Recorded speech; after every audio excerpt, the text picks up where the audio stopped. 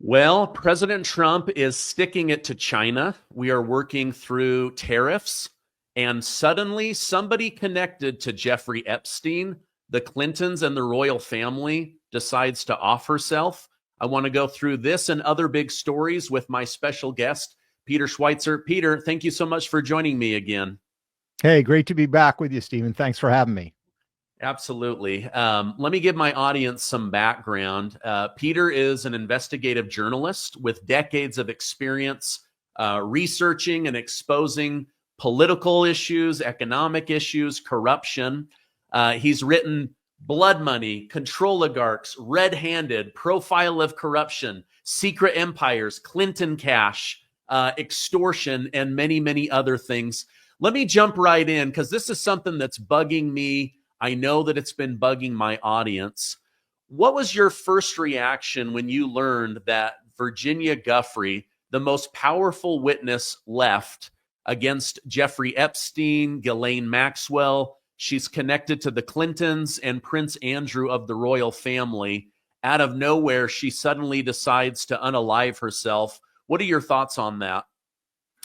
Well, my first thought is what a tragedy. I mean, this is somebody who was suffering and was victimized by very powerful people. She certainly had a lot of information that would be valuable to those people. They would want to keep it quiet. I'm sure they're investigating it. I don't know what the indications are, whether it was in fact suicide or whether it was something else afoot. But I think it goes to the root of the problem, in which the way that they've handled or not handled the entire Epstein episode, which is transparency, transparency, transparency. And I'm not quite sure why the current Attorney General Pam Bondi has not been more aggressive on this. You had this demonstration earlier in her tenure where she claimed to be releasing all these important records. Those are records that were basically already out there. What really needs to be done, I think, is we need to bring forward a couple of things. Number one, any internal documents that were obtained when they raided Epstein's island and Epstein's office. The second thing is there seems to be in existence videotapes involving, let's say, prominent people engaged in activities supposedly with underage minors. All of that should be released in a way, of course, that protects any of the victims here. But that needs to be released. And as long as you don't have that kind of transparency, you can have all this frustration and anger that we don't know more about this episode. And let's be very clear. If Epstein was catering to, homeless people that had no power and no influence, we would know a lot more about this case than we do. The fact that he had the clients that he had is really, in my mind, the only reason why we haven't had more transparency here. And the passing of Virginia Giuffre is just another tragedy in the many that Epstein has caused with his horrible conduct. Yeah, I completely agree with you. President Trump was asked about this flying back from the Pope's funeral, and he said, we're going to get it all out. This stuff takes time. So on the one hand, I wish Pam Bondi hadn't started off by saying, we'll get this out day one. On the other hand, I do believe it's coming out. The president made a comment on it. He said that Virginia Giuffre's death was a tragedy and a mystery, and he's waiting to hear more about that. Let's jump into some names that I know that you have done deep dive on, as well as Seamus Bruner. But Trump and his team, in my estimation, they've cut to the bone on USAID, the WHO, World Economic Forum, Paris Climate Accord, just to name a few. How does this undermine people like Bill Gates and George Soros, of which many believe they should be investigated and possibly arrested? But these two specifically pretend as if they are helping humanity when, in fact, they've just been leveraging American tax dollars to harm and control humanity. Your thoughts on all of that? Yeah, I mean, look, when we talk about corporate welfare, we usually have in mind large American corporations, but it also applies to billionaires. And the notion that USAID and these other government agencies should be working with these individuals in a way that advances their personal agendas I think is absolutely absurd. In the research that I did on the Clintons, for example, and the Clinton Foundation, it was very clear that they leveraged USAID money to advance their own personal financial interests. And you referenced my colleague, Seamus Bruner. He's done a lot of research on this. And to the extent to which entities like the Bill Gates Foundation are affiliated with and work in conjunction with for-profit businesses that Bill Gates has set up. He'll invest in some kind of technology, and then he has USAID money or he uses his own philanthropic money to advance the commercial interests of companies that he is invested in. Shows how ridiculous this behavior is. So my hope is that this is, number one, going to alert to everybody what's going on. Some of us have been tracking this for a while, but it really, I think, makes it very clear sort of what the business model is. And so I think it's very important for that to happen. And the second thing is there needs to be investigations about the flow of this USAID money. As I point out all the time, the problem when you have a nonprofit or an NGO, people think, well, it's nonprofit and the guy that's running it makes a little bit of money, but nobody else is making money. You can structure these nonprofits in a way that they're essentially functioning as money laundering entities. If I set up a nonprofit foundation and I get $1 billion from USAID, I'm not going to pay myself a big salary. That's too obvious. But what I'll do is I'll set up a bunch of LLCs, one to handle media, one to handle fundraising, one to handle management. Those will be companies I own, and I will have the nonprofit pay those entities to perform those functions. And that goes on all the time with NGOs. So you can find ways to actually make money off of NGOs in a manner that's impossible to detect, because here's the thing. You don't have to show who owns those companies that the NGOs are contracting to, and you don't even have to show the details of what the money's being spent on. So a lot of times it's money laundering, and we need more investigation involving whoever is connected to these NGOs. I completely agree. The first thing you said was exposing the playbook. I think Elon Musk going on Joe Rogan and saying, listen, here's exactly how George Soros pretends to be for humanity. But then he sets up something with about $1 million of his own money and then leverages that through his relationship with Democrats and Republicans in order to get $1 billion. He then, like you said, sets up all these other things to bring in more money or to undermine. And then, Elon Musk puts a clip of that on X, and it gets 80 million views. That particular interview got about 20 million views. Is this part of exposing it? Number one. And then number two, who are we waiting for to start digging in NGO by NGO to expose names and dollar amounts and the money trail? Great questions. Yeah, I think that the way that Elon Musk has gone about it with Doge is exactly the way that you need to expose this. And I think the fact that he focuses on the level of detail is so important. And yeah, George Soros, I mean, he has a history. There are lots of detailed allegations in Central America, in Asia, in Africa, where George Soros and his charities, so to speak, go in and perform certain functions, but he has got, for example, a stake in a mining company that has something before the government in those nations. So he uses his charity and the USAID money that comes along with it in a manner that could potentially benefit the private investments that he actually runs. So it needs to be investigated. Here's the challenge, Stephen. We spent a lot of time investigating this very thing. The problem is we can only take it so far because we don't have subpoena power. So what you need is people that have subpoena power. Those could be a couple of congressional committees, the House Oversight Committee with Congressman Comer. I've done some work with him. He did some very good work, I think, as it relates to the Bidens. He was able to uncover things we weren't able to do because he can go to a bank or he can go to a company and say, we are demanding by court order that you turn these records over. So it either needs to be congressional committees like House Oversight, or it needs to be the Department of Justice itself, because they're the only ones that can force banks and force these, LLCs or companies that they set up to funnel the nonprofit money through. they're the only ones that can force them by writ of law to turn over those records. That's the only way you're going to get a hold of them. They're not going to give them up voluntarily. Okay.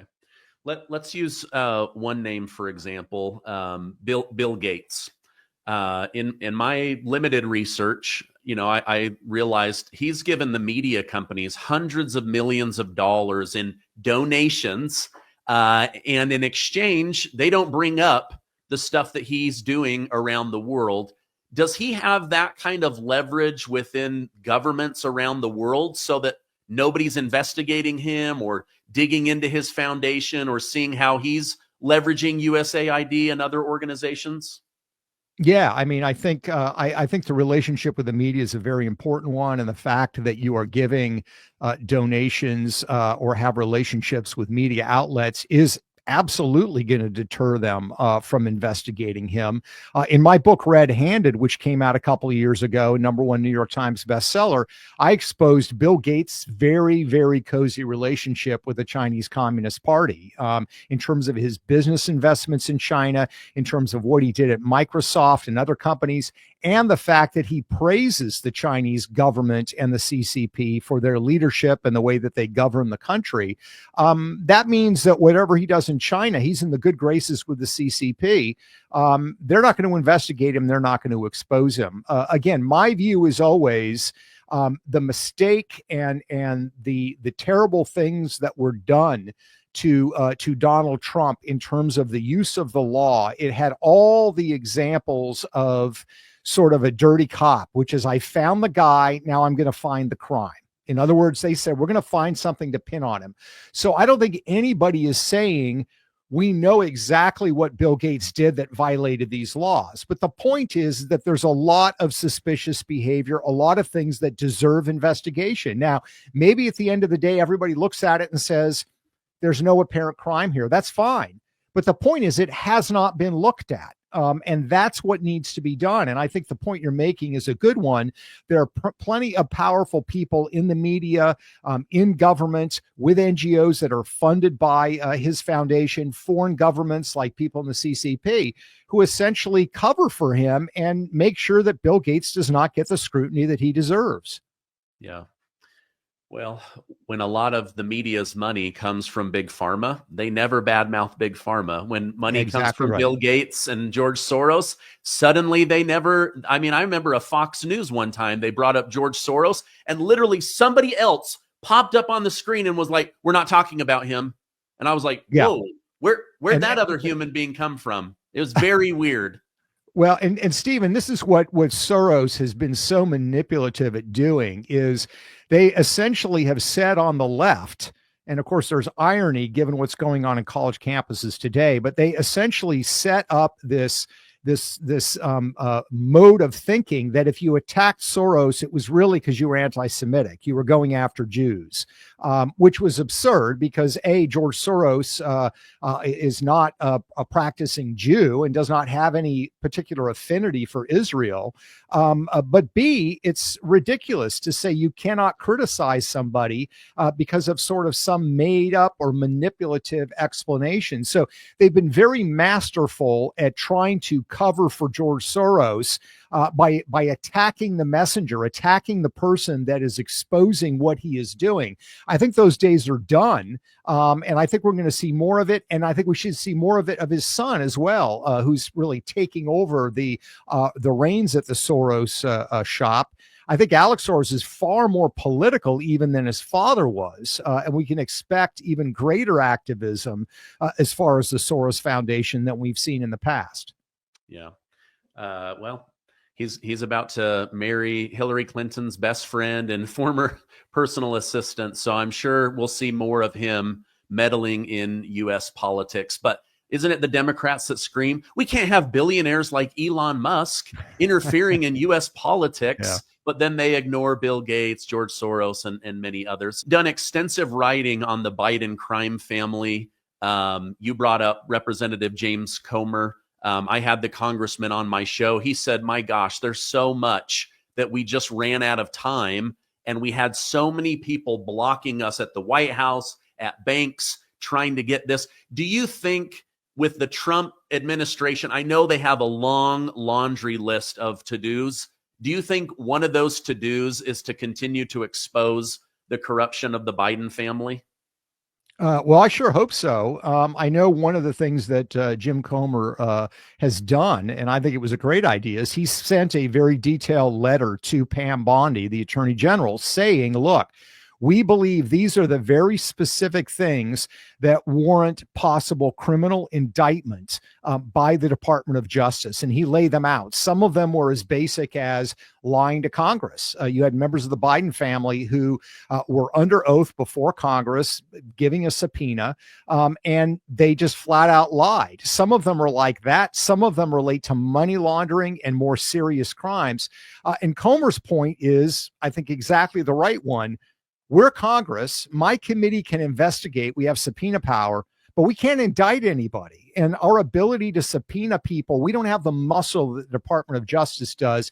So his challenge to Pam Bondi was DOJ needs to be doing this, and I hope they do. And here's the thing, Stephen. Some people will say, Joe Biden's not in office anymore. You know, he's an old guy. He doesn't really even know what's going on. We should just sort of let this pass. It's really not about Joe Biden and his family. It's about a much larger issue. And the issue is, are we going to allow people in Washington, D.C.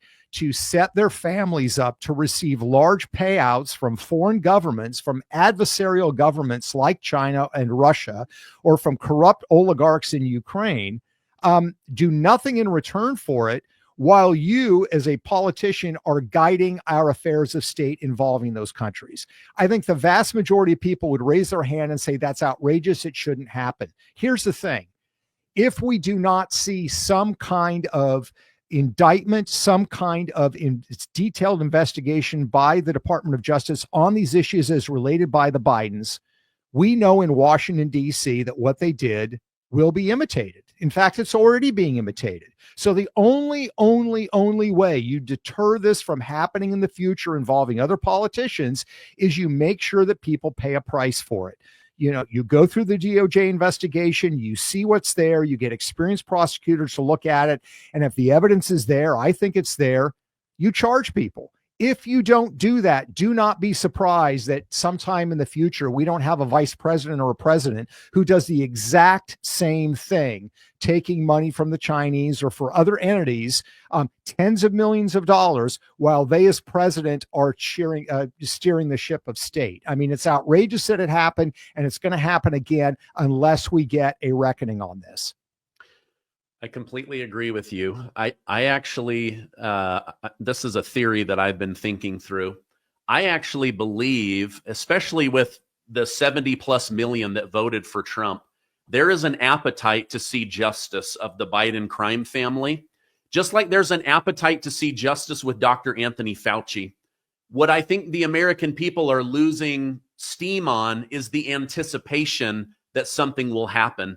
But if it actually happens, boom, I think there's going to be headlines. I think there's going to be a lot of interest. And so my hope is that they are going to continue to pursue that. Let me run a clip here really quickly. They are announcing, well, let me run the clip and then we'll talk about it together. Today, we kick off 100-day week with a focus on the president's historic effort to secure our southern border. Later this afternoon, President Trump will sign an executive order on law and order and another executive order on sanctuary cities.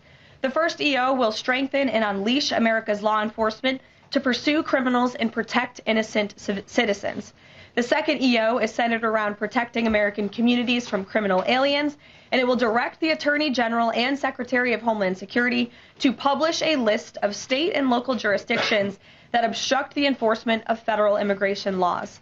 After these are signed, the president will have signed more than 140 executive orders already, rapidly approaching the total number signed by the Biden administration over the course of 4 years in office. It seems to me that cutting off the money supply is like cutting off oxygen to corruption.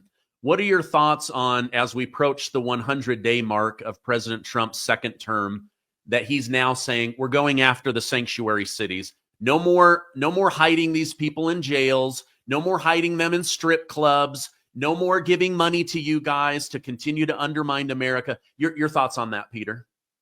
Yeah, no, I think it's a necessary step. I mean, look, these sanctuary cities or sanctuary states have put themselves in the crosshairs because they have decided, as a local elected official, as a mayor of a city, that they somehow are going to determine America's immigration laws. Nobody elected them to do that. Even the constituents in their city didn't elect them to do that. And if they're not going to conform to what the federal government has asked them to do, what is lawful for them to ask them to do, there needs to be a consequence for it. And I think, the situation you have with that judge in Wisconsin is, to me, a classic example of the overreach and the overstep of these local officials. I mean, here you had a local judge who was given, according to reports, was given a subpoena by immigration officials from a judge saying, we are going to take possession of this gentleman. He is going to be kicked out of the country. And she essentially helped that guy escape out the back door. You now have a judge who is defying a subpoena, a judge that is supposed to be what? An officer of the court. And she has decided that somehow, in her great wisdom and knowledge, she is, going to take this upon herself. That's the kind of mindset that I think you see with a lot of elected officials. And here's the thing we have to keep in mind, Stephen, is this is not just ideological or philosophical. There are deep financial reasons why these cities and why these states want to be sanctuary cities. One is, when block grants are determined at a state or local level, it's determined by the population of that area, not the population of citizens, the population of anyone. So the Census Bureau does its estimates, and that's where federal block grants are handed out accordingly. The second thing to keep in mind is that when it comes to determining which states have how many members of Congress, for the Electoral College and elected members, the census does that every 10 years. Again, that's not based on citizens. It's based on anybody that is in the state. And I have seen estimates that the state of California, simply because of the legal immigration population in California, has 4 to 6 more members of Congress than they ordinarily would. So the point is, this is about political power. They want migrants there because it means federal dollars. They want migrants there because while California is losing its population in terms of citizens fleeing the state, the only way that they can maintain their congressional representation is by making sure that illegals are in their jurisdictions, and that needs to stop. So I think this is a welcome step. The federal government has always put requirements on state governments and local governments when they get federal grants, and saying that you need to comply with federal immigration law certainly seems reasonable to me. Yeah. On the other hand, I look at like Chicago, for example. You got Brandon Johnson.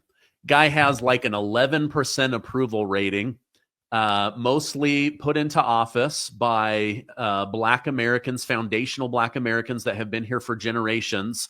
And then what does he do? He takes their money and gives it to people that have been in the country for 5 months versus, 200 years.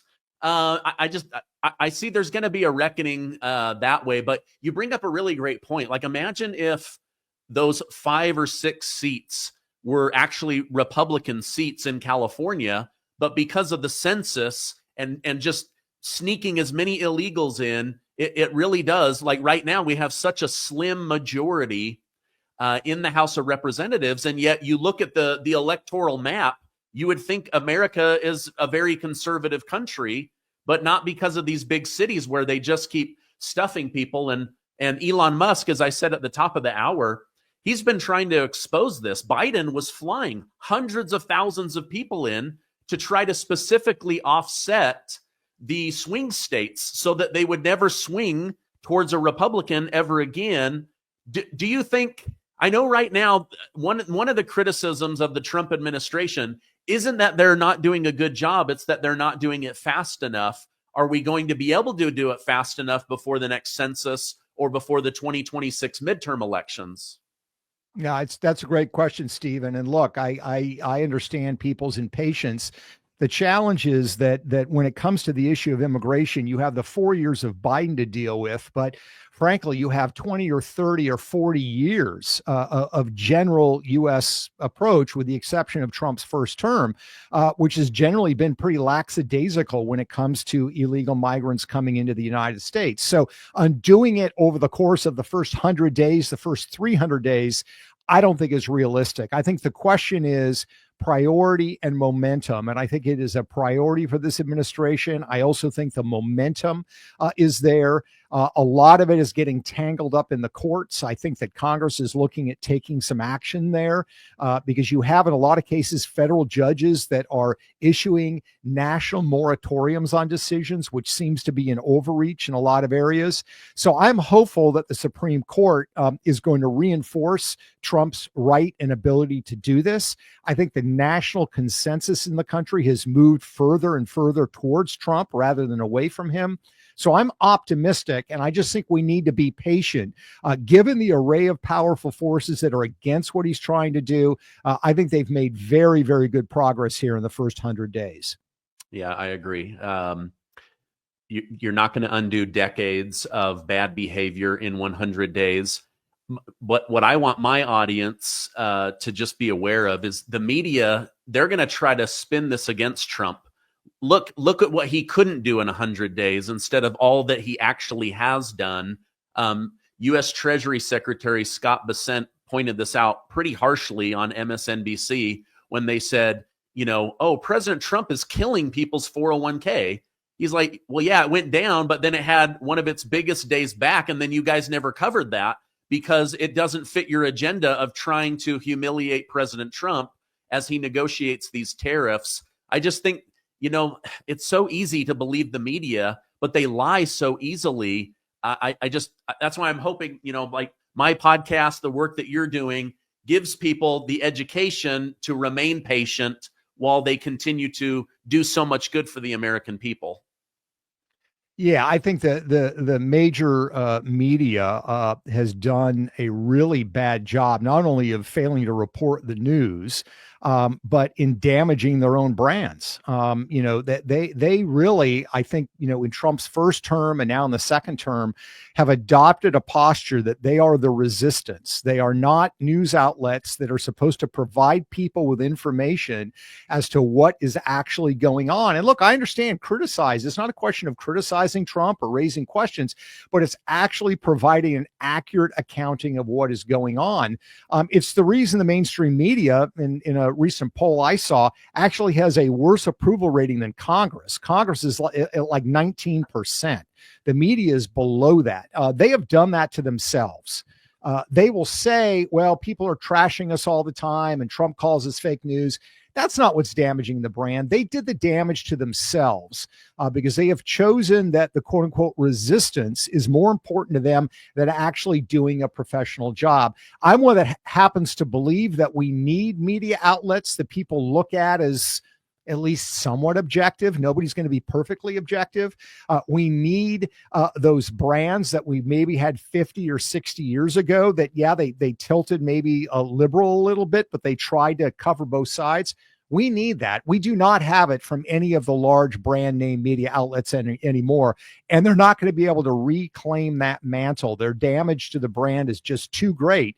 And again, they did it to themselves. They have nobody else to blame.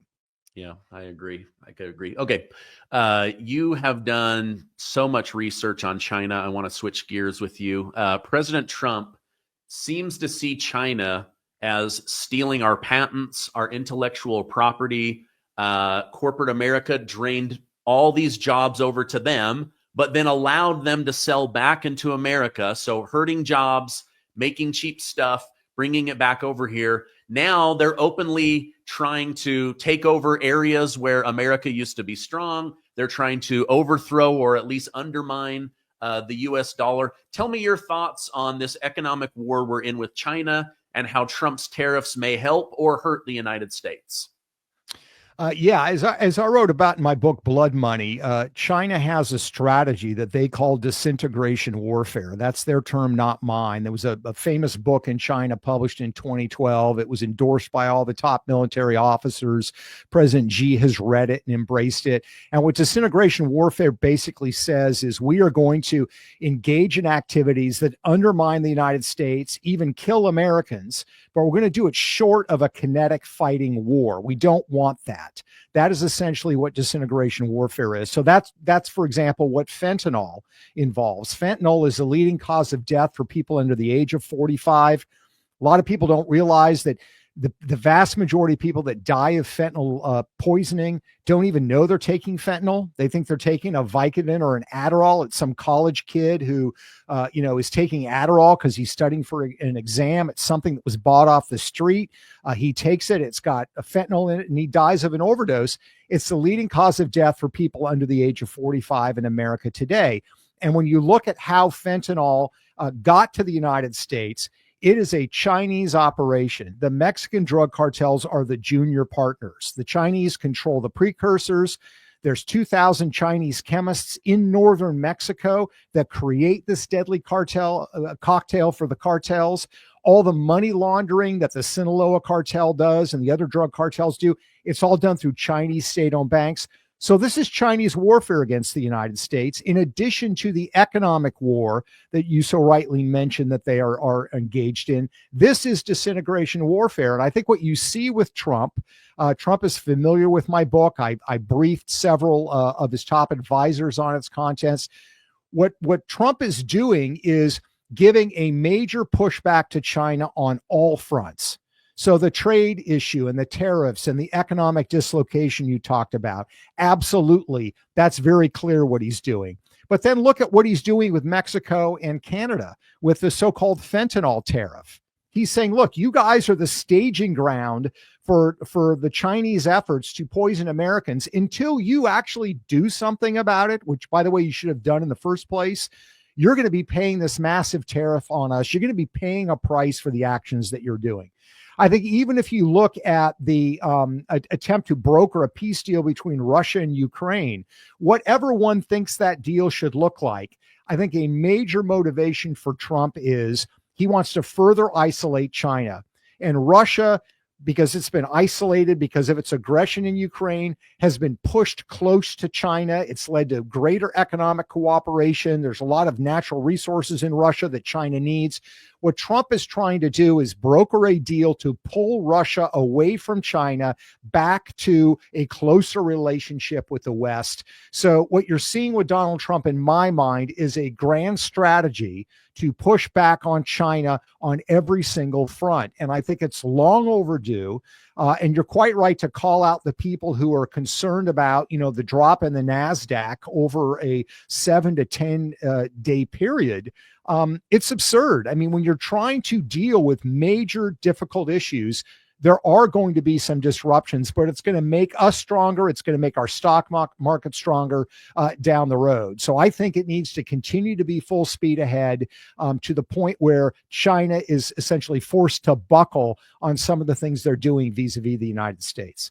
Okay.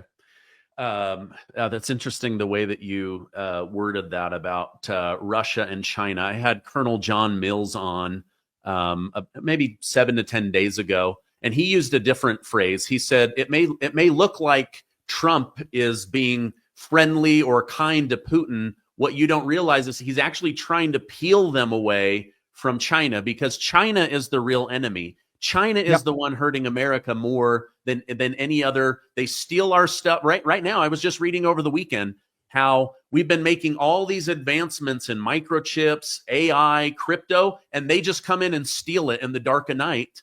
And so everything good that we do, they just counterfeit it and copy it and put it back out to the world. But until somebody pointed out what they're trying to do with getting Russia away from China, that relationship didn't make sense. But now, boom, it's like the light bulb went on for me, and I appreciate that. Do you think, as they try to end the Russia-Ukraine war, will one of the tactics be to make Russia a friend and trade with them to strengthen that relationship and further peel them away? Or is there a loyalty to Ukraine that now we have to stiff arm Russia for their behavior?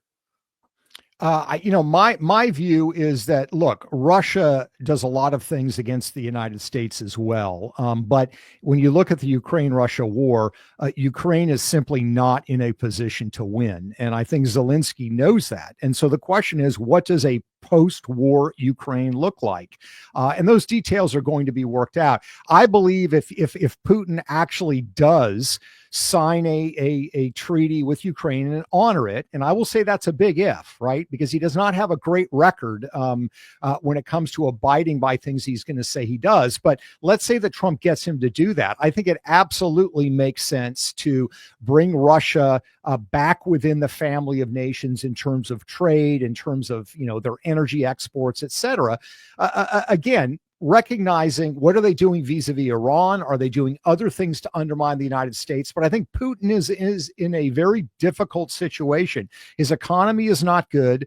The Chinese don't particularly help him all that much. He needs access to Western markets. So if he actually abides by an agreement and indicates that he will and actually does, I think we should actually see trade negotiations flow open. And I would reiterate exactly what your previous guest said. Russia is right now a declining power demographically, in terms of its economy, in terms of its global influence. China is the ascendant power, and their stated goal is to surpass and supplant the United States. And given the current trajectory, they're in a position to do that. Time is essentially working in their favor as long as we allow the theft to continue and this continued relationship where they can exploit us to continue. So that is absolutely where we need to be concentrating our energies. And if we can essentially get Russia to help us, remember, that's what Ronald Reagan did in the 1980s. Ronald Reagan, the great anti-communist, my favorite president of the 20th century, Reagan went to China, the People's Republic of China, and actually sold the Chinese arms. Why? Because they were anti-Soviet at the time. So Reagan understood the enemy of my enemy can be my friend. And I think that's the way that we need to approach Russia, assuming that they are willing to realign with us. Yeah, interesting. Just given enough time, enemies change, friendships change. I know I just read that there's going to be a ceasefire so that Russia can have a couple of days to celebrate losing 25 million people in their military journey to snuff out Adolf Hitler. And so, there has been collaboration in the past. It'll be really interesting to see that there was this iconic picture of Trump and Zelensky at I think the Vatican, or at least, the Pope's funeral. And that's one of those iconic pictures of trying to bring a war to an end. So hopefully they will. In our final minutes together, Peter, tell me about the book that you had come out, BloodMoney. Yeah, BloodMoney is the subtitle is why the powerful remain silent while China kills Americans. And the reason is because they all have financial incentives to basically look the other way at what China is doing towards the United States. So there's a chapter in the book about what we were talking about earlier, their involvement in every stage of fentanyl. Fentanyl poisoning is really a form of chemical warfare that China is engaged in against the United States. It's a reversal of the opium wars of the 19th century, which they believe really set them back globally. So they're trying to replicate that with the United States. But we also look at other things as well. We look at what China's role was in COVID. A lot of people know the issue of the lab leak and the origins of the virus. But what I point out is China knew very early on in the crisis that this was transferable from human to human. This was actually something that was viral, that could go from person to person. They withheld that from us for more than 90 days. And what did they do during that 90 days? They massively cut their exports of PPE supplies to the West, and they massively increased their importation of it. So by the time they said to us, oh, by the way, this can transfer from person to person. They had cornered the market on PPE supplies. And I'm not talking about the silly masks that people are wearing, the cloth mask. I'm talking about the K95 masks. There was a series of other things they did during COVID that was literally designed to maximize the body count in the United States. And there's also a section in the book, there are many others, a section in the book about their political interference in the United States. Chinese-backed groups were really the tip of the spear when it came to the BLM protests in 2020. They are also the tip of the spear in a lot of the pro-Hamas protests that we're seeing now. A lot of people assume that it's Palestinian-led. It's actually led by a couple of groups, one called PSL, one called FRSO, which are financially and ideologically linked to China. So China is very much engaged in trying to manipulate the political climate in the United States to sow divisiveness and chaos and advance their interests. And very few people want to talk about it in Washington because they're conflicted. Okay. Wow. This has been scary and insightful at the same time. I mean, we all know that there's somebody behind these organized things, but then when you follow the money back and you realize, wait a minute, this is a ideological warfare against us. This is virus warfare. This is chemical warfare. I can see why Steve Bannon, yourself, others say China is the greatest threat to America. Peter, thank you so much for all the research you do, digging in there, putting your name and reputation on the line. I personally really appreciate it. It's why I wanted to have you on. If people want to follow you online, where can I point them towards? Yeah, Stephen. Well, thanks for having me on your show. I always look forward to doing it, and you're performing a great service. So thank you. Keep it up and keep the faith. You can follow me on Twitter, X at Peter Schweizer, and you can also go to thedrilldown.com. That is the website. It updates on some of the research that we're doing, and thedrilldown.com is also a place where you can subscribe to my podcast, which is called The Drilldown. Okay, great. I'll put those direct links as well as links to all of your incredible, deeply researched books. Peter, thank you so much for coming on. I hope you have a great rest of your day. Thanks. You too, Steve.